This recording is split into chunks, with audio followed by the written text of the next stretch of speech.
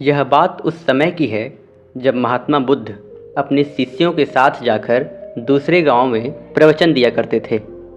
एक बार की बात है, गर्मी का समय था। बहुत तेज कड़ाके की धूप निकली हुई थी। महात्मा बुद्ध और उनके शिष्य किसी गांव में प्रवचन देने जा रहे थे। उन सभी शिष्यों का गर्मी से हाल बेहाल हो रखा था और वह सभी चलते चलते बहुत थक भी चुके थे। महात्मा बुद्ध के प्रिय शिष्य आनंद भी उनके साथ थे। अब आनंद के मन में भी सवाल उठ रहा था।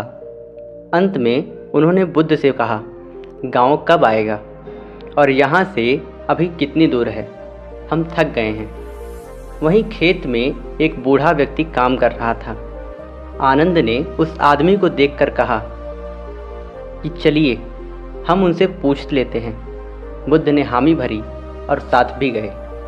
आनंद ने बूढ़े आदमी के पास जाकर पूछा कि यहाँ से आने वाला गांव अभी कितनी दूर है? बूढ़े व्यक्ति ने कहा कि यहाँ से वह गांव अब कुछ ही दूरी पर है, आप जल्दी ही पहुँच जाएंगे। यह कहकर वह व्यक्ति बुद्ध की तरफ देखता है और मुस्कुरा देता है। बुद्ध भी उन्हें देखकर मुस्कुराए। आनंद को यह बात समझ नहीं आई कि वह लोग क्यों मुस्कुरा रहे हैं। इसका कारण क्या है? मैंने भी कोई ऐसी बात नहीं की जो यह लोग मुस्कुराएं। आनंद के मन में यह सवाल अभी था ही कि वह लोग आगे निकल गए। आगे जाने के बाद जब फिर से गांव नहीं आया, तब आनंद के मन में फिर से यह सवाल आने लगा कि उस बुजुर्ग के द्वारा बताए गए रास्ते के अनुसार अभी गांव नहीं आया। फिर रास्ते में आनंद को एक और महात्मा मिल गए। आनंद ने उन महात्मा से एक बार फिर यही सवाल पूछा कि आगे आने वाला गांव और कितना दूर है? महात्मा ने कहा, ज़्यादा दूर नहीं है, बस 2-4 मील ही दूर है। यह सुनकर आनंद ने मन ही मन सोचा, अब तो पहुंच ही जाएंगे, पास में ही है।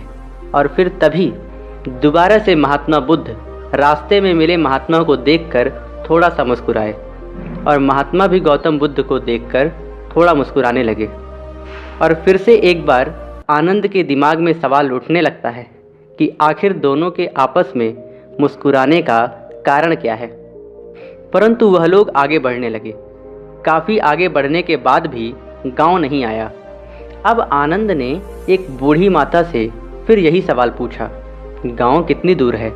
बूढ़ी माता ने कहा, बस कुछ कदम की दूरी शेष है, आप गांव पहुंच ही गए हो। और एक बार फिर से वह बूढ़ी औरत और महात्मा बुद्ध एक दूसरे को देखकर मुस्कुराने लगे।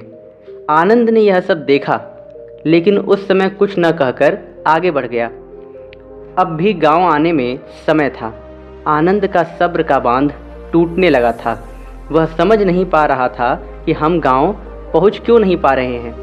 वह रास्ते में रुक गया और कंधे पर रखे सामान को क्रोध में आकर फेंक देता है और अंत में महात्मा बुद्ध से कहता है कि वैसे तो आपने कहा है कि बेकार के प्रश्न नहीं करना चाहिए, लेकिन फिर भी मेरे मन में काफ़ी देर से एक सवाल परेशान कर रहा है, मुझे अंदर ही अंदर खाया जा रहा है।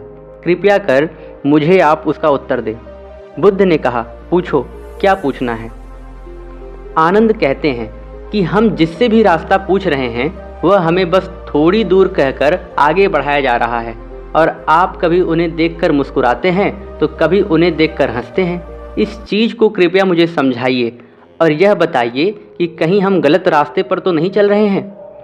तब गांव नहीं आ रहा है और इतना समय क्यों लग रहा है?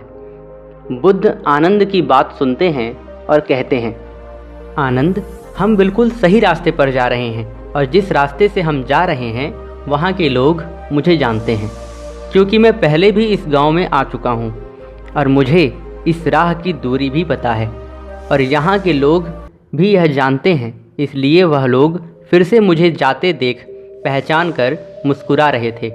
और जिस तरह हम लोगों को उनके लक्ष्य प्राप्ति के लिए उन्हें उपदेश देते हैं और उन्हें अपने जीवन के पथ पर सफलता हेतु निरंतर चलने के लिए प्रेरित करते हैं, ठीक बिल्कुल उसी तरह राह में मिले हर एक व्यक्ति ने हमें हमारे कर्तव्य पथ, हमारे मंजिल की ओर निरंतर बढ़ते रहने का उपदेश दिया और राह देता गया ताकि हम अपनी मंजिल तक पहुंच सकें। बुद्ध की यह बात सुनकर आनंद मुस्कुरा उठे और सभी एक बार फिर से गांव के लिए निकल गए और कुछ समय बाद वह लोग वहां पहुंच जाते हैं।